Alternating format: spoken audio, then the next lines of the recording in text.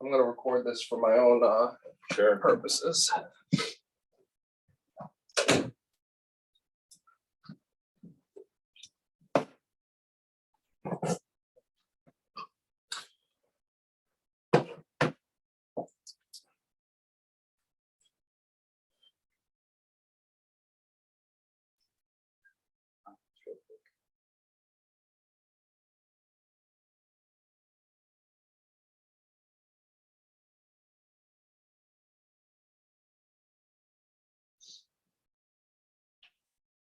Actually, let me ask you this, Raleigh. Would it be more beneficial for us to sit out there and have the PDF on the big screen and go down it, or is it easier to just informally discuss this? I mean, it's up to you. I mean, informally is fine. I have it up on my phone. I can forward it to everybody, or you can forward it. Yeah, send it to everybody.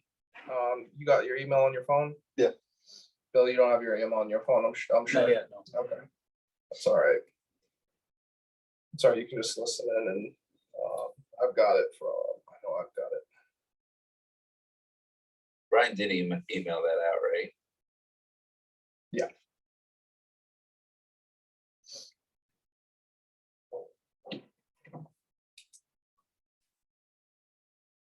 Where is it? Can't find it.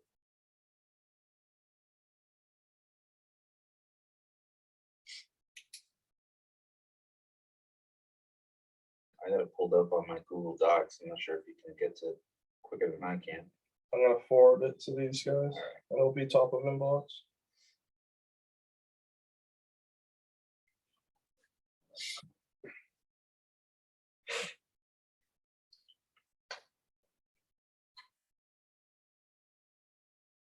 So I don't know if we just want to kind of go Yeah. around the room real quick. Sure.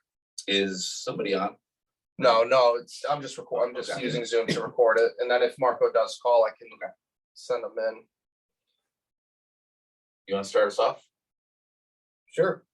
Bill Blair started with the company on Tuesday. Oh, awesome. Associate franchise support, but new to this industry, Costa, but been franchising for 25 years. So I come with a lot of experience in franchise sales and support. Who were you with before? Lots of companies, Stratus Building Solutions, cover all cleaning concepts. Okay. Cool. So I'm Aaron. I've been with Costa since May of last year. And previous background in accounting, but came to Costa because it just seemed like a new thing for me to learn. And Sure. I've been here for a while, so I really enjoy it. Sure. Right. Yeah, It's already yeah, we've already had our intro. Yeah. So I'm Rolly. We Shelby Park. We're a management firm for race car drivers. We have 3 NASCAR drivers, and then a handful of grassroots drivers that are really studs in their own vertical. We got a ringer sprint car driver out of PA, another sprint car midget car driver out of PA. We have a super late model driver out of Wisconsin that is an absolute stud also. So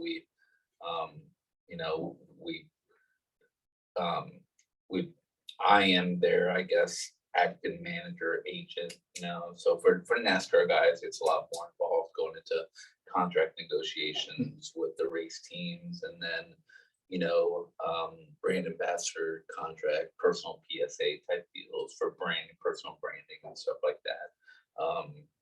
And then the Shelby Park marketing side of the business, we're really there to support the athletes with their own personal brands.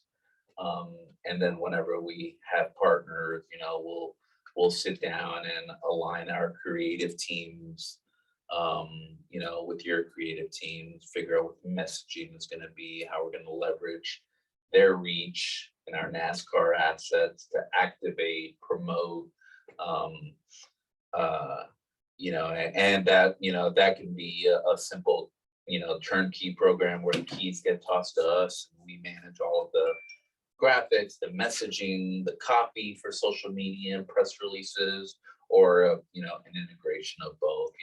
Like for example, we've just recently partnered with 4Logo, and as you can imagine, 4Logo is part of fusion projects. So they have their traditional for local malt beverage branding that's wild and loud and crazy, you know. So our creative team has kind of really taken a step back to, you know, that activation and presentation of what we're doing with their brand, just because they're good, right? They're really, really good at what they do, and we've been able to complement it with some, you know, a different NASCAR approach and, you know, renderings and things like that. But then we have partners like CRC Industries out of Horsham, Pennsylvania, right? Brake Clean and degreasers, those types of products where they really don't have a creative team. You know, they're good at product management, they're good at inventory, distribution, and, you know, all of their traditional products. But, you know, when it comes to, you know, getting creative and figuring out a way to put a social media strategy together for product branding awareness, you know, customer direct type promotions, or, you know, they just don't have the experience, or they don't have the in-house talent, right? So they'll kind of toss us the keys to their brand and say, all right, you guys are the pros at motorsports, you know, have at it. So it's pretty cool to kind of be able to take a back seat, you know, when that creative talent does exist, and just come in with different ideas, different you know, different approaches specific to motorsports. But it's also really cool when somebody does toss us the keys and they're like, hey, we you know, we're really falling back on you guys to create the message, create the actual content, and then figure out, you know, what platform to deploy it on. So you know, and we're a small team. You know, we have a marketing director, actually Ryan, that, you know, that kind of he's the quarterback for everything on the creative side. And then, you know, we have a digital market person and social media, you know, like key individuals that are pros and experts at what they do in that creative process. And then, you know, a big part of this game, as you know, as you guys know, is I mentioned this on the call. We'll put together a branding strategy leading up to the race, or leading up to the season, or, you know, whatever the program turns out to be. In this case, leading up to the race, you know, during the race and post race, and we'll have clear deliverables in there and milestones that, you know, we'll keep track of. And you know, there'll be certain stages where we'll report back on our performance, right? And all of that's important. That's extremely important. You know, scraping the analytics and, you know, getting our arms around how the race did, how NASCAR did, how they performed, and we'll pull TV ratings. All that stuff has its place in that reporting process. But, you know, tying in an ROI, it's a lot easier to measure when you're bringing in new business, when you're introducing Costa Oil to new distributors, or, you know, leveraging our assets to close on a franchise deal in a territory that's important to you guys, right? You know, those are clear ROI measurables, and that's where a lot of my time is spent, is just connecting the dots. You know, I was on my way up here, you know, to Pocono Raceway and Montage Mountain out of Scranton. You know, they're two of my customers. We've got some pretty nice, healthy B2B discussions going on there. You know, and the sales cycle can be anywhere from short term, month. You know, we'll find somebody that's interested, or we'll be able to host a franchisee customer at, you know, Martinsville or wherever, and we'll close on that deal. Or, you know, the sales cycle can be, I mean, right now CRC is in discussion with Toyota for a multi-million-dollar program. That sales cycle is probably going to be closer to like 12 or 14 months. You know, so but that's what we're here for. You know, one of the things that I really wanted to understand, and we mentioned this on the call, we really want to focus on bringing more brand awareness to the additives, filters, and the Costa Oil brand, but also maybe leverage some assets to help with your franchise discussions. Would that be the two primary goals of this partnership? Yeah, I mean, like I said on the call, there's a lot of verticals here, and we're kind of a weird place because Four Locos, before they got into any kind of branding partnerships, they had brand equity. They had a name from their original drink that was off the wall. Yeah, that was killing people. It was, and very popular in colleges. And so, and them going into NASCAR or motorsports or anything like that is the same thing that Red Bull did, at a much smaller scale. CRC is probably closer to apples because they don't have brand equity in the sense that it's not like we can pull someone off the street and ask, do you know what CRC is, right? Yep. So we're more in that camp.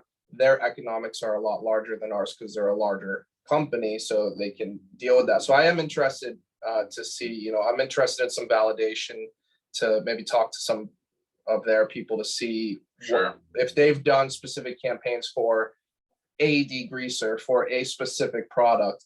That's kind of where I want to start this. Is let's see how we move our products.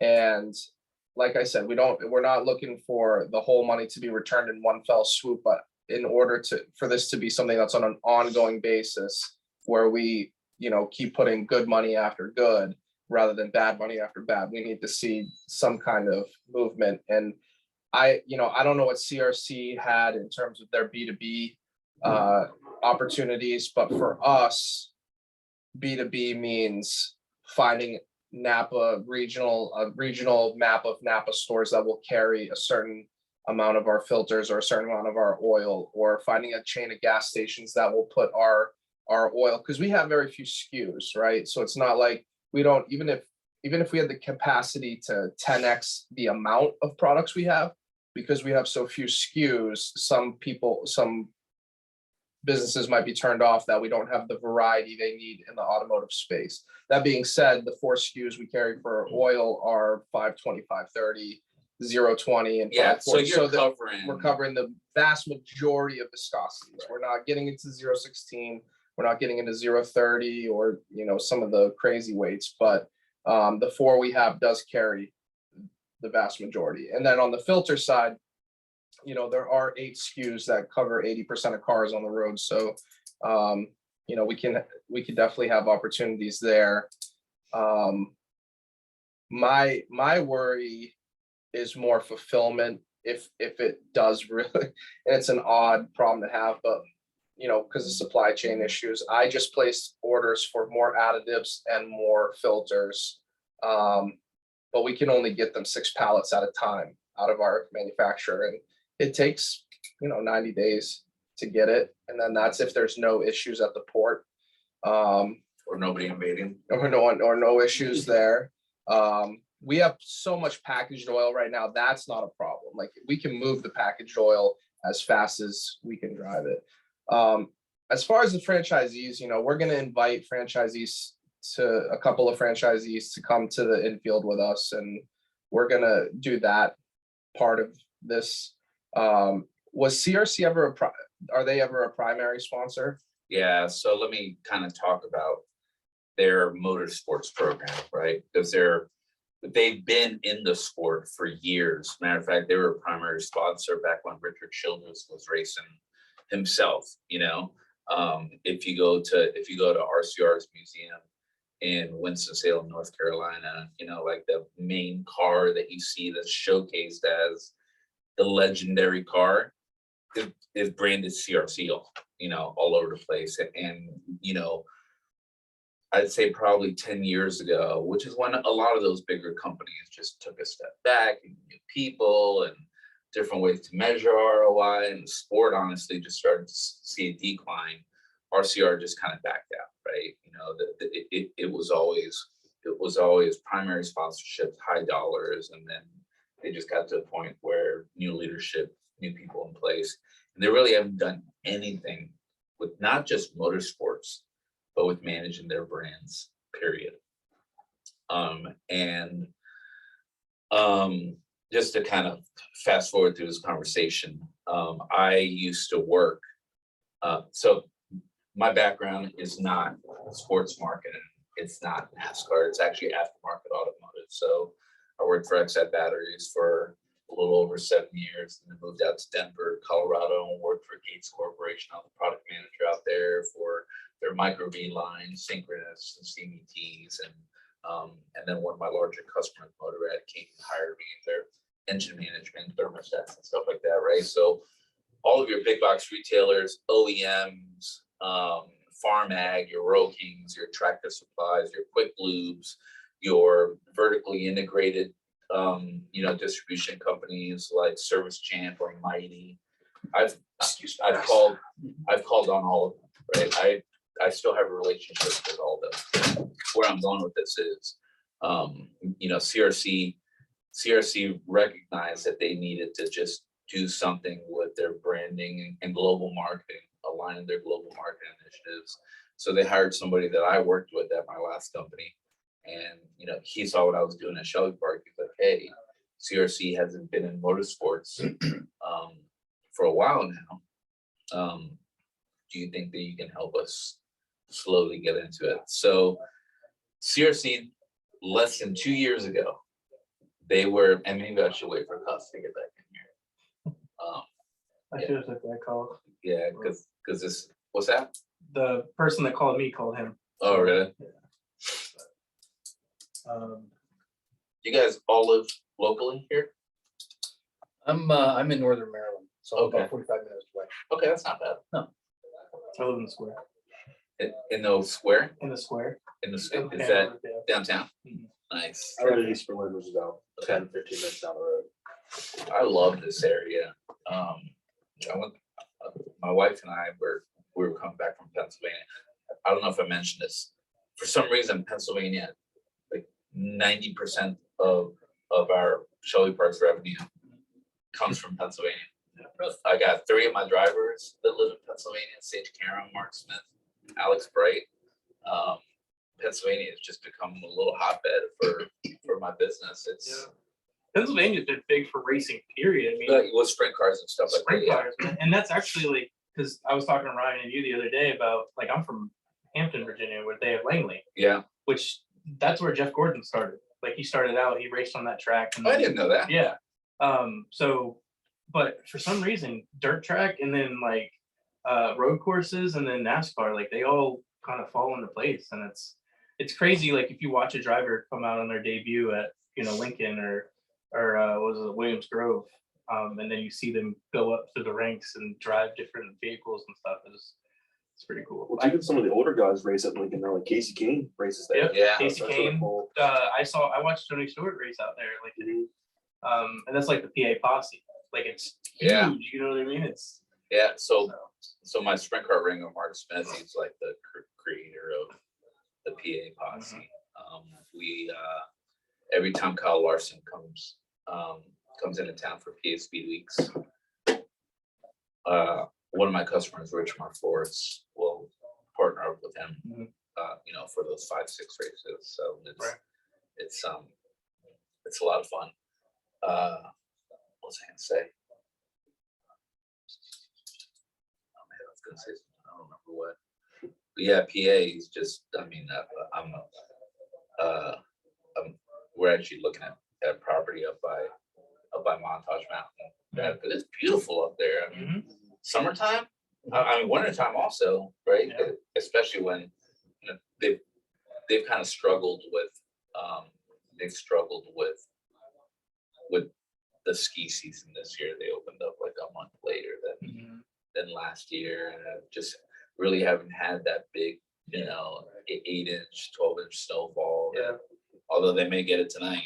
Yeah. It sounds like. We have Ski Liberty right up here, right in between Hanover and Gettysburg. It's actually right at Gettysburg. Yeah, you got round top. Oh, that's where I was going. Yeah. So there's Ski Liberty right up there, and they did the same thing. I mean, we haven't had the snowfall. Yeah. It's been really warm this It winter. I has. mean, we only had like Yesterday it was It's 65 degrees. literally Yeah. something happening 2 months 77, before the bro. cold So weather. 77 up here? What's unusual is 77 degrees. 77. all the bad weather this year was down south in Virginia. Normally we get it up here. Yeah. We didn't get it. Ski North over the Carolina got summer. snow this year. Yeah, well, And I was twice. like, what? Twice. Yeah. Because I had all my friends because I'm from North Carolina. All my friends from North Carolina were yelling at me because they were like, as soon as you leave, we get snow, and Yeah. we haven't had any major snow Like we've had 3 or 4 inches, but like not like the 16 inches Yeah. blizzards that we usually get. So. Yeah, I'm kind of bummed out about that because I need montage to be a peak operation and bringing in. as Ski much Liberty revenue. makes their own, though. Yeah, so does montage. Yeah, I think most of them do. But, Yeah, most of them do. but like even they were talking, and one of my friends is the security up there, and he was talking about like the price of getting that done has gone up too, just with making the snow Oh, because you have to have it's ice an in the water. operation. And Yeah, they were like, it's almost not even all the worth pumps. it. Yeah, they said it's not worth it because they're not having like the people aren't coming. Right. You know what I mean? Like most people 2-3 years ago would be packed and you couldn't get a room, but now they're like, Well, the few sunny, good sunny ski days that they've had up here, it's been a freezing cold, Yeah, 2 degrees, 3 degrees, and nobody wants to. I know I don't want to go out in that temperature. But last time we were coming through here, my wife and I stopped by Gettysburg, and we did. There's an app that you can download. Yeah. That. Next time that when you come up here next time, I need you to let me know because me and my dad, before COVID, we owned a tour company. Oh, really? Yeah. So I will take you guys out to the battlefield and like you can follow the app and all that, but I'll take you to the places that nobody knows about. Yeah. Like there's a place on Little Round Top, right on the backside near Copes Hill, where the first North Carolina guy was staged to take Copes Hill, and he like wrote his initials in the rock. Oh, really? And I can show you that, and you can like touch it and like see where he was. I'm all about that. Yeah, I'm a huge. That's my passion. History is my passion. So I will take you to Gettysburg, and I will show you everything. Yeah, we had no plans of doing it. We're going home, and it was just gonna be a long drive. We were looking at each other. We're like, "I want to split this up. I want to stop at Gettysburg, and we'll just figure it out from there." And we spent the night. Somewhere. There, we had dinner down there. Yeah. Saw the cannon in the building. Yep. That's still there. Yep. Pretty cool stuff. Yeah, it's Gettysburg. My dad's lived in Gettysburg my whole life. I grew up in Virginia and near Hampton, but every summer I would come up here since I was like 10. And the first time I was out on the battlefield, I fell in love with this place and like to be able to stand where this stuff took place. And Yeah, it's pretty neat, isn't it? Yeah. So with my previous job, I'd have to go out to Europe a couple times a year, and I just made a decision. I was like, all right, I'm gonna fly into Paris a couple days early. Yeah. Jump on the train, head to Bayou, Normandy. Yeah. Yeah. And I jumped around all of Normandy by myself, Omaha, Juneau.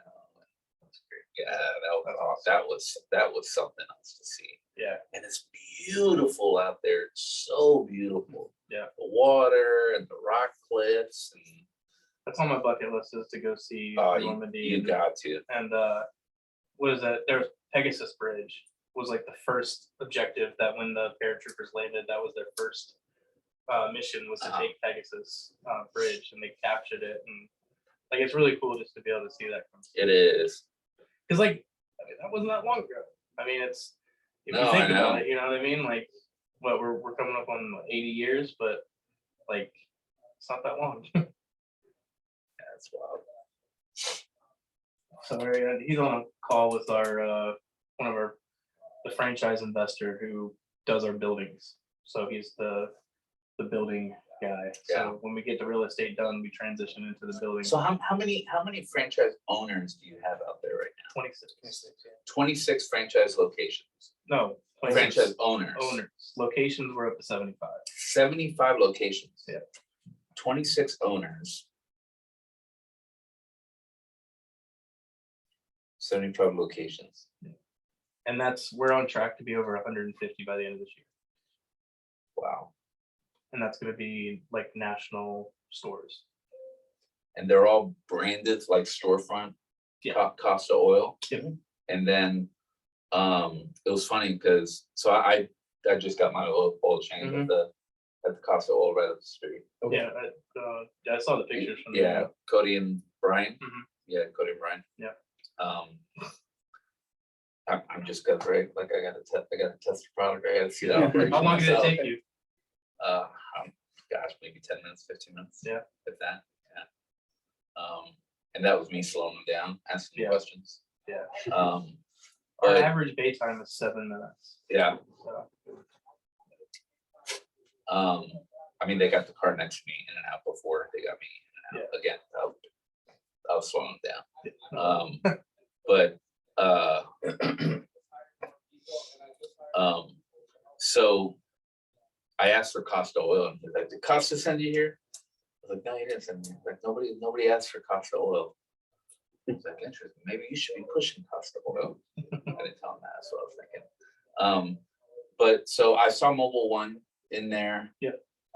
Like, what are your top 3, I guess, oil brands? so we have a, I don't know if you guys know this, do you? No. No, yeah. So for their sake as well. So we use Petro Choice, and we have non-branded. That's our standard oil that we use. Then if you want to do premium oil, we do use STP, and then we also use Mobile One, and then we also use our European Costa Oil.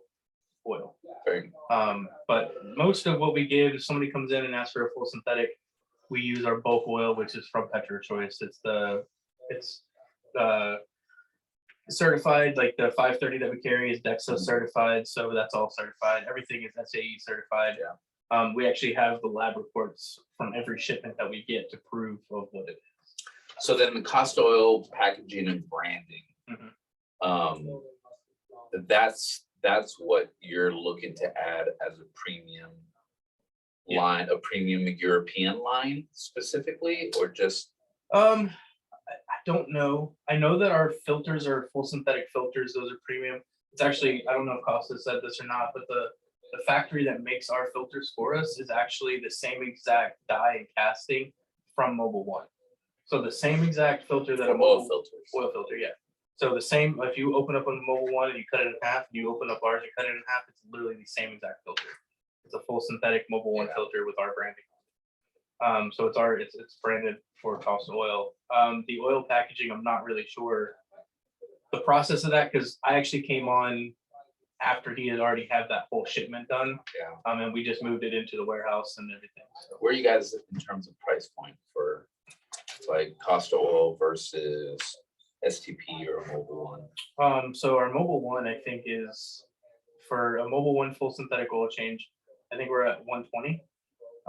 With Costa Oil, I'm not sure the pricing on what he charges for that in the system. What was your oil change? 79. Yeah. So that's, if we use our oil, we keep it at our same full synthetic price, but the Mobile One and SDP, we charge more for. Okay, so those are premium. Mhm. So then when you sell to the Napa distributor, ideally in the perfect world, you would come in at a price point less than whatever their Correct. acquisition price is for their Mobile One. We're actually 20% cheaper across the board in our field. Jiffy Lube right now for their full synthetic oil changes are, since this whole conflict with Russia and Ukraine, they just announced that they're going up to $119.99 For full synthetic. We were at $74.99. We jumped it up to $79.99. So we're still 20% cheaper from Valvoline, Jiffy Lube, Take 5, Grease Monkey.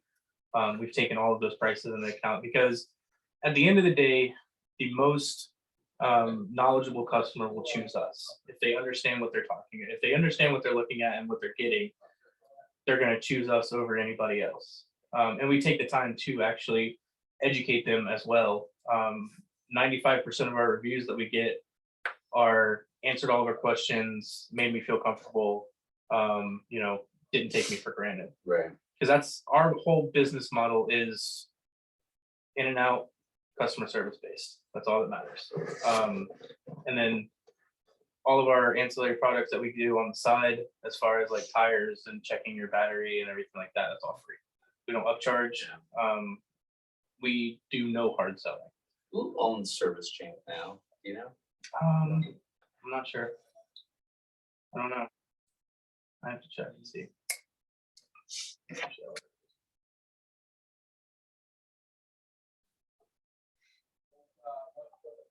What's your biggest market? What's your biggest franchise market outside of PA, Houston. Houston. Why is Houston a hotbed? If you look up, so we have a company that we use called GeoStrategies, and they track cell phone data and that kind of stuff, and they track DMV records. If you look at Houston, Houston has more cars on the road per capita than anybody else in the United States. Yeah. So Houston, that whole area, there's so many cars right there. What would be 2 and 3?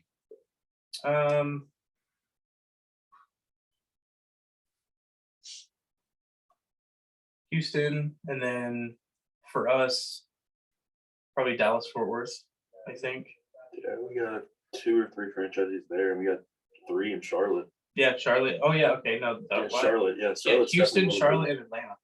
Yeah, I mean, Atlanta himself, he's 6th. We have one guy doing 6th down there.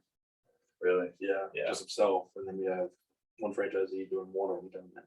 Yeah, we have one powerhouse franchise group that have bought 10 locations, 6 in Atlanta and 4 in Charlotte. So these are going to be, they're going to be popping up pretty fast this year. So. Yeah. It's fine. You need me to follow up with him? No.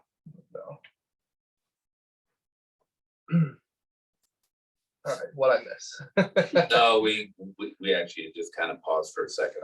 Yeah, just giving background information and stuff. As far as, I think one of the questions was about our packaged oil, and what that would sell for, I guess, as a premium if we did go into a Napa store. Yeah, so, we can wholesale it to B2B, probably $15 a gallon. And then they would resell as a European oil, it should be minimum. Is that what 30. the sell would be, like more of a European premium? Yeah, that's definitely the play. It's a European blend. We want to be niche. We don't want to, we basically want to take the same route that like Motul did, right? So they have a rabid fan base.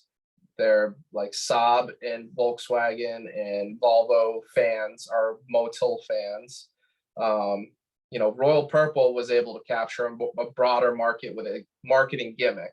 Like we don't have a marketing gimmick. We utilized our branding name. So So Royal Purple known as a European blend No. also? Yeah, I didn't they're think so. just they're just all of the above, and they were able to have a broader audience. And Lucas basically did the same thing, but for someone like Motul or Ardeka or some of these more the appearance of premium branding, they went more niche towards a specific car or make or person.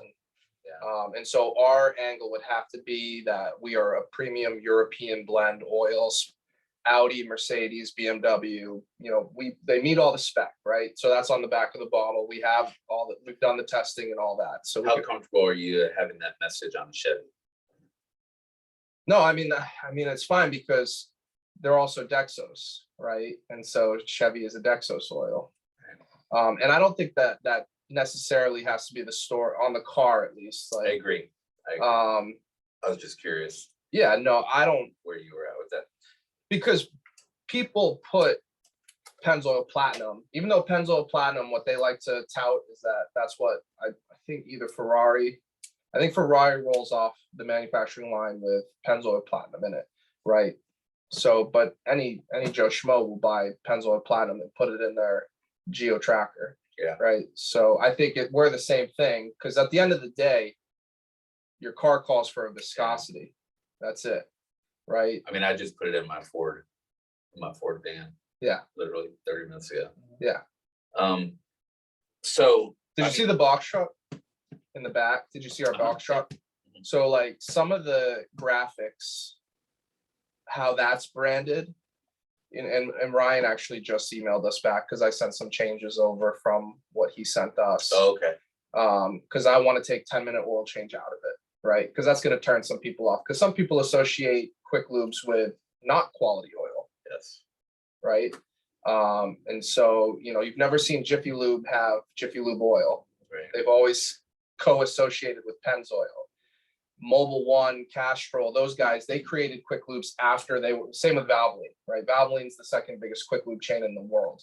They didn't become a quick lube until after they were already established as one of the best chemical lubricant manufacturers in the world.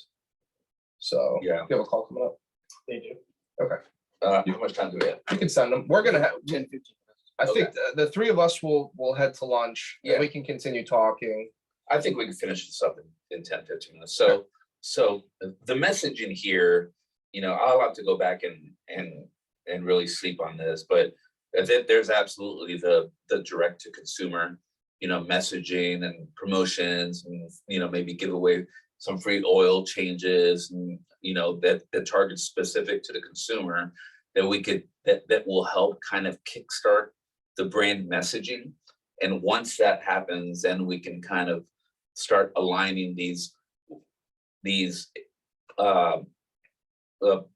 campaigns that may have a longer sales cycle, like introducing you to Napa distribution, or you know, or White's grocery stores or somebody like that, you know, to just get higher volume, more bulk volume going there. So there's a couple of different ways to approach this. To go back to your CRC question, so CRC 2 years ago, you know, they had really stepped away from motorsports, right, for a number of years. Even though I think I mentioned, I don't know if you were in the room or not, you know, if you go to the RCR museum, you walk in there, you're going to see the very first CRC car on display, and every single bay, every single shop, in Mooresville, Concord, and Huntsville, North Carolina, they're all using CRC product, right? But CRC came to me, it's a personal relationship that I had there, and said, hey, we see what you're doing.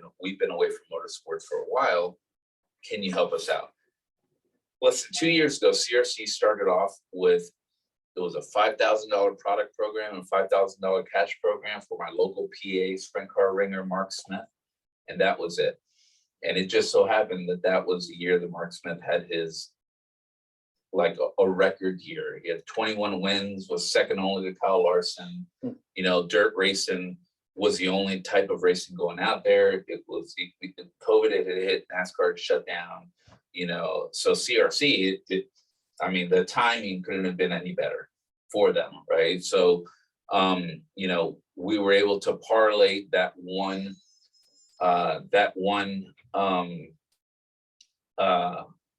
product program, a cash program with Mark Smith, and then they dabbled in with one of my other drivers, Tom Majeski, at Snowball Derby. You ever heard of Snowball Derby?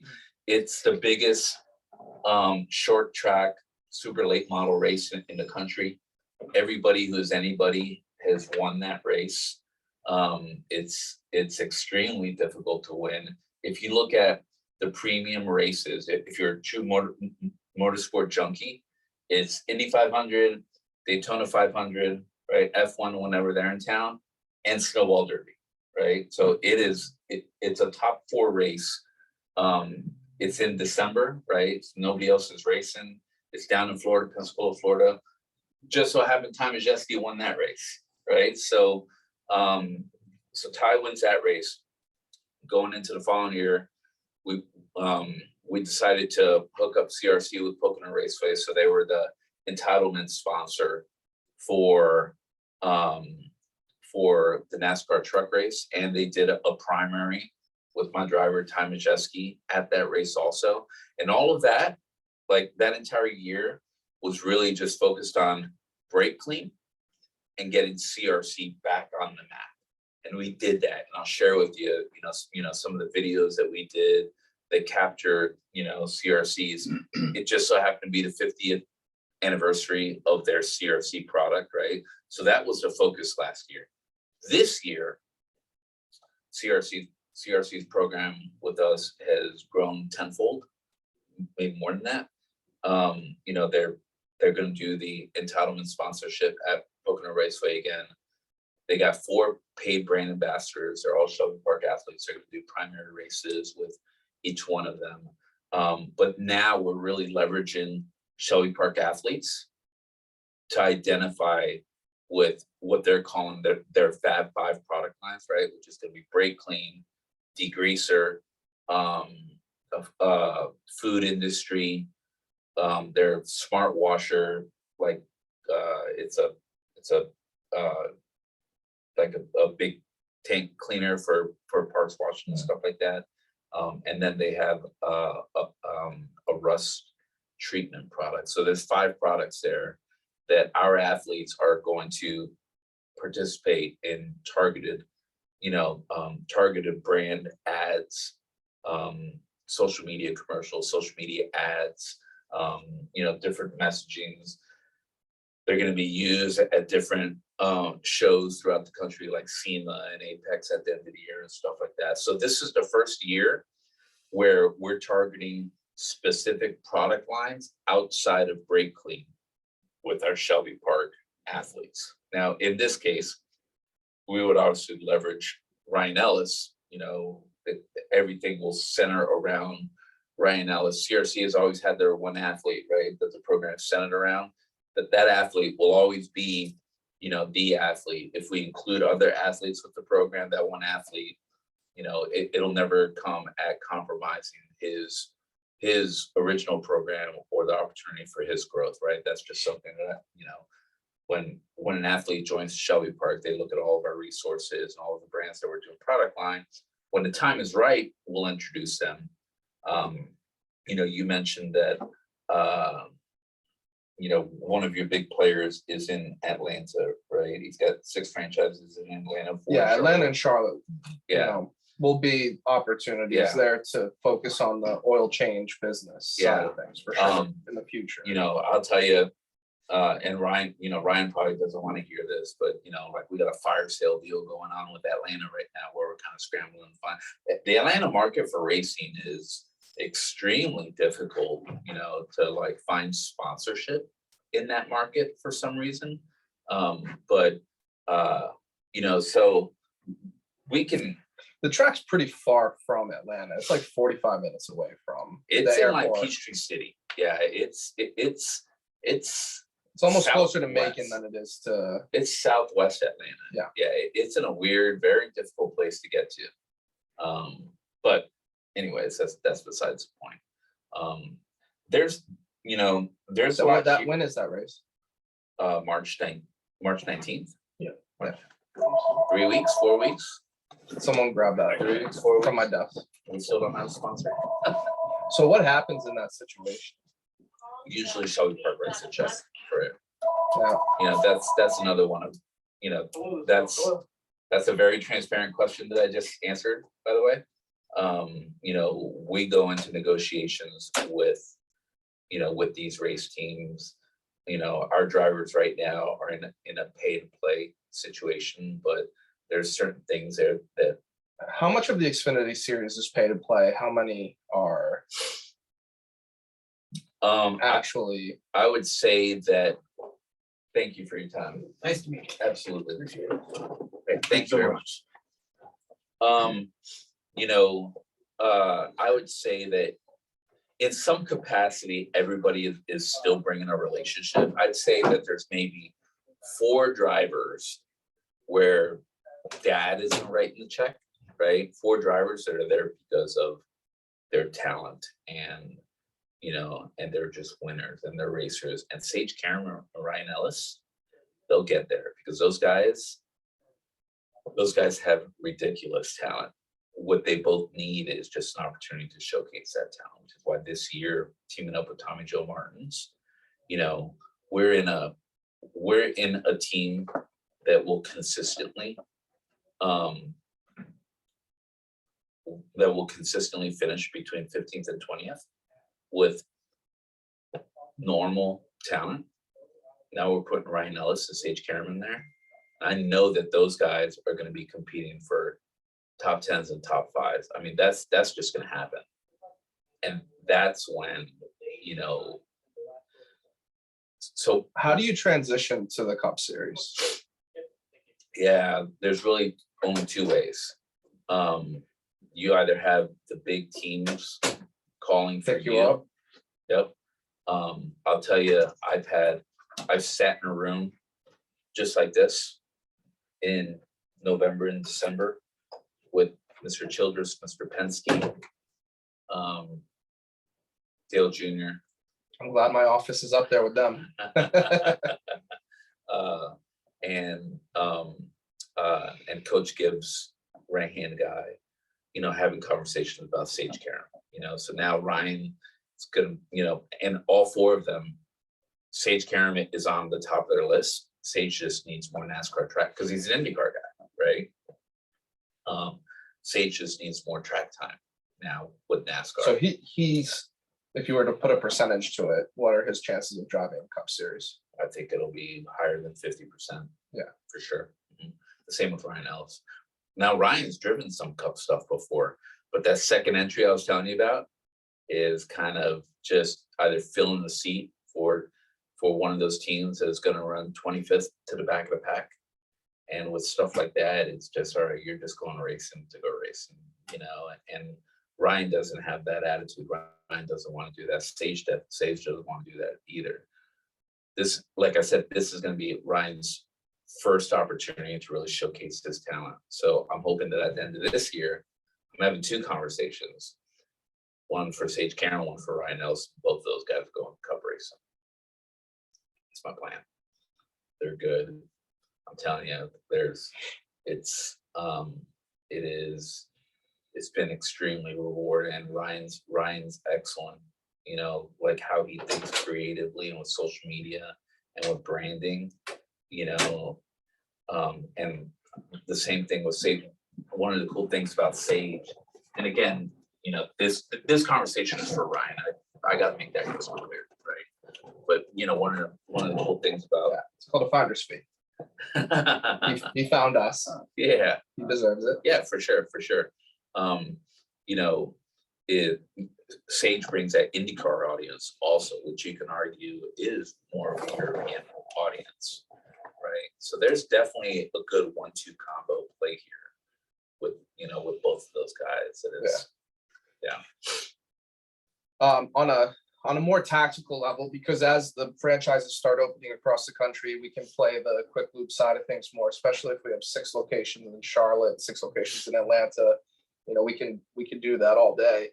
But on a more tactical level, when there's content made, if we had Ryan show up to one of our stores and do a infomercial, basically saying, this is a great place to get an oil change. Who owns that content and how can it be redistributed? Can I have unlimited use for it on our social media? 100%. So I can go to ABC 27 and say, turn this into a commercial at the 5 o'clock news. Yeah, we can do, we would have to look at those costs. One of the nice things about Alpha Primary, and we have our own media groups kind of strategically all over the country where we've done stuff like that before, right? In our backyard, Charlotte, Alpha Prime Racing, I think I may have mentioned this on the call, they have their own videographer and photographer in-house, right? So, when it comes to recording that content, we can absolutely help subsidize those costs by keeping the production in-house, but you would own it. Part of this relationship is you would own that content for sure, hands down. And what is the, I guess, parameters around, is it like a la carte? Because these are ancillary costs. Like the money that we're giving you for this primary sponsorship is very specific. It is, yep. So for who would spearhead the creative, who would spearhead the, I have no problem writing a check to get Ryan to fly out to Cleveland, Ohio, so he could do something in front of our store in Westlake, right? Because that's our concept store. We want, that store is what our franchisees are going to be building. So any media we do would want it to be there. Hotel, food, I get all that. I already do that with our franchise people anyway, so I understand that. In terms of like the creative and the that side, who QBs it, who schedules it, who books the hotels? Like I can be a check writer. We would manage the entire creative process. So we would bring my creative team in, identify what, just have a sound whiteboard session, right?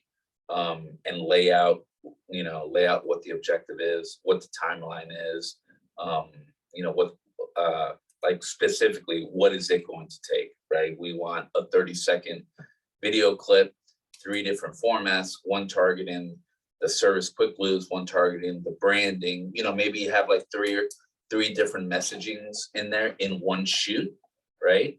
But we would arrange we would coordinate travel.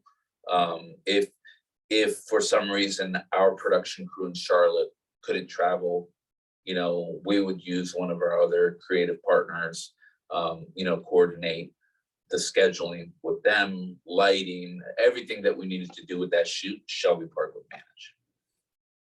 Okay. We really are a full turnkey operation when it comes to that. So something like that is actually almost more of a relationship of us with Shelby Park versus us with Ryan Ellis Racing. Because those are 2 distinct entities. They are, yeah. So that's, when I say we're a management company, it's important for that's who we identify with, but we have Shelby Park Marketing, right? That supports all of that activity. And to be honest with you, Shelby Park Marketing, especially over the last 2 years, has turned into its own little monster.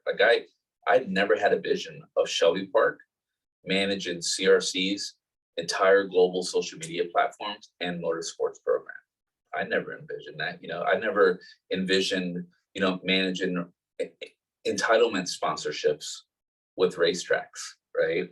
Or having my own creative team that is developing the content that we need, whether it's for Ford Loco or CRC or Ryan Ellis, right? Or Shelby Park for that matter.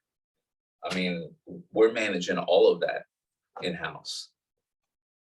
2 years ago, I did not see Shelby Park doing that. It's crazy.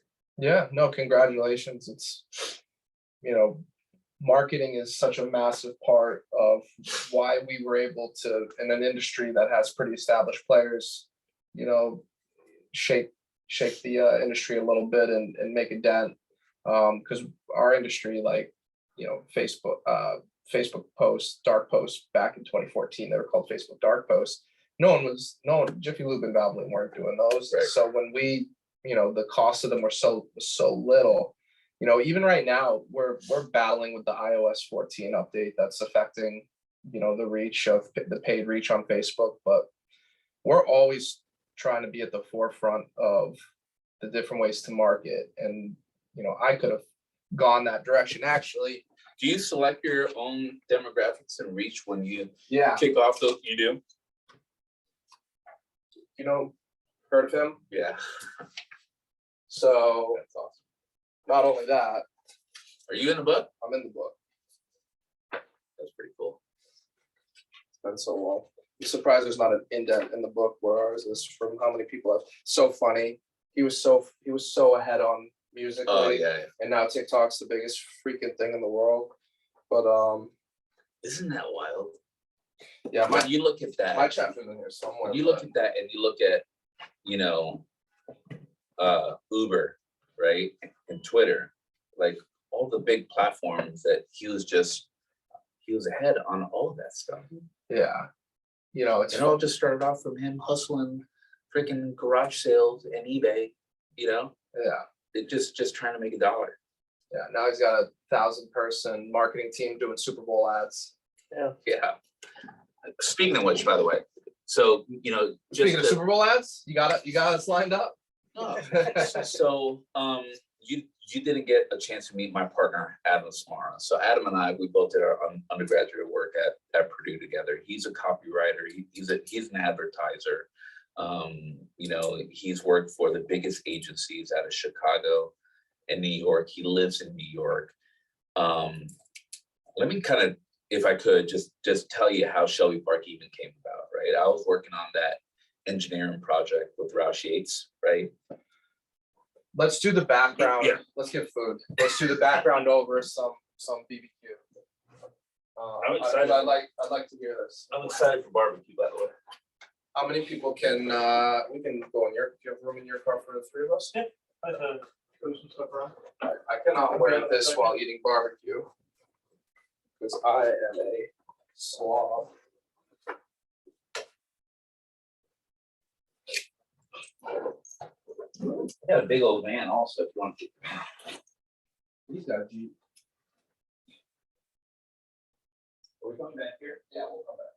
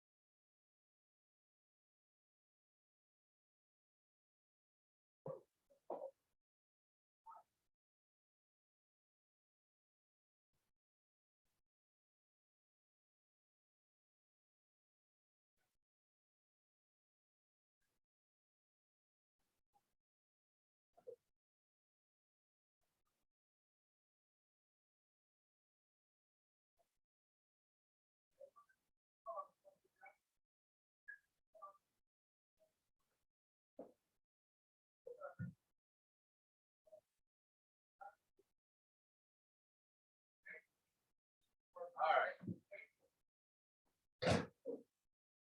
Oh, hey, what do you think the door's gonna go with these guys? They're freezing their ass. Just put this one.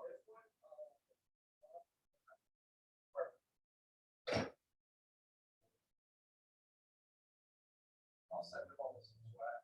Yeah?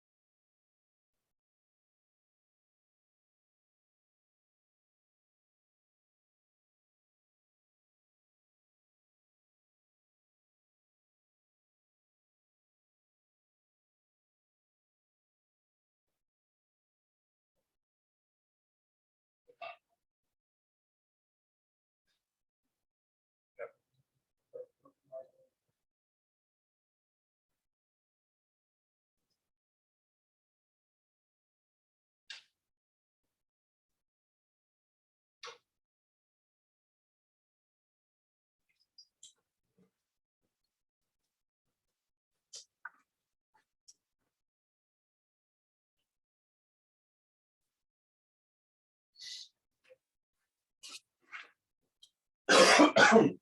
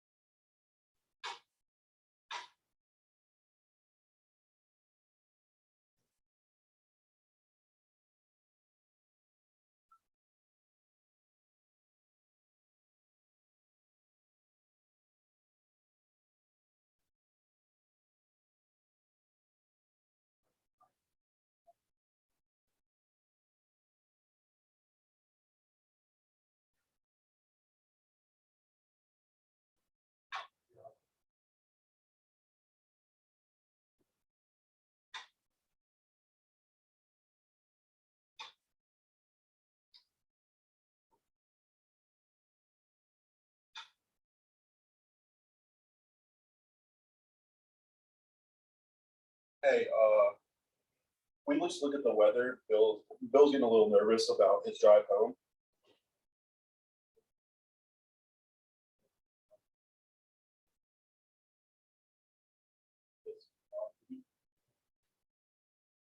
Yeah, it looked like it was snow. I don't know if it is now, but it looked like it was. I didn't know. But yeah, I mean, I told him to take the laptop if he's planning to do that. Yeah, I know. But yeah, he was just, let me ask you real quick. Bill, do you have a computer at home? You can work on, okay. Yeah, he's going. Yeah, that'll be fine. All right, sounds good. My friend says, all right, okay.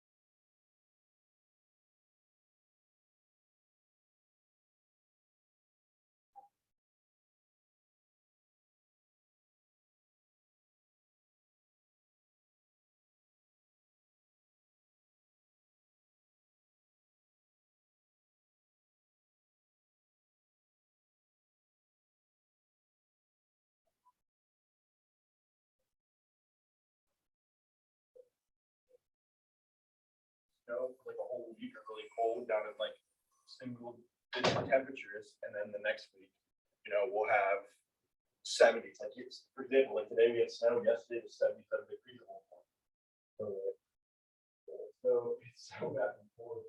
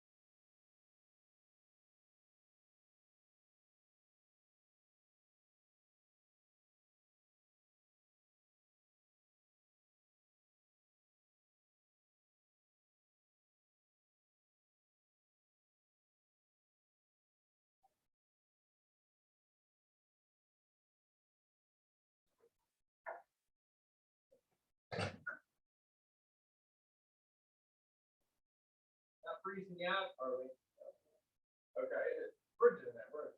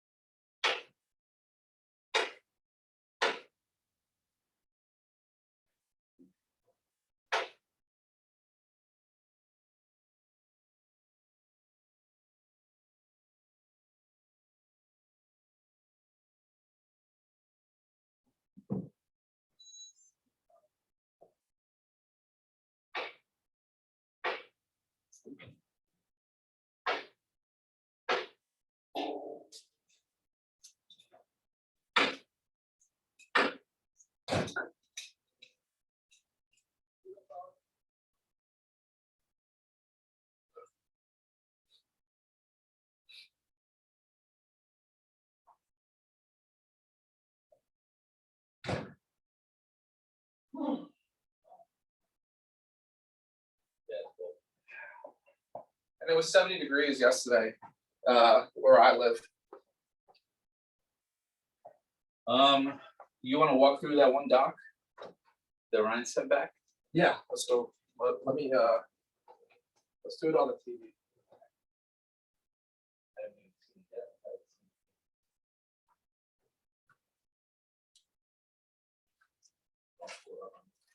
Yeah, I'll just stream your own phone.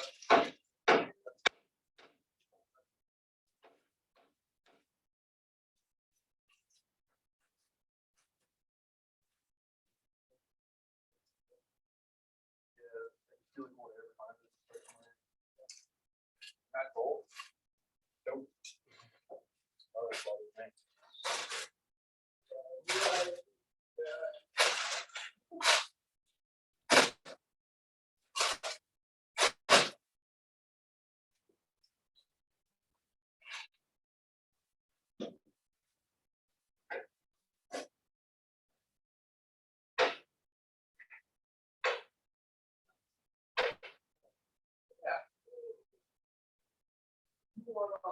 Put a road to water.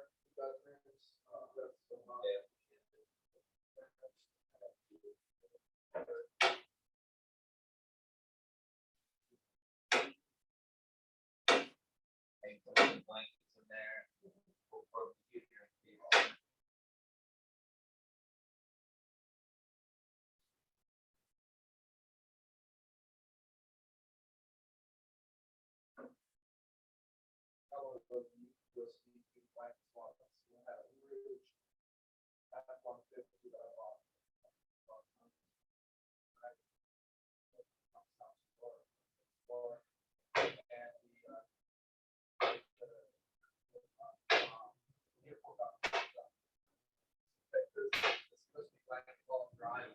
Oh yeah. This one.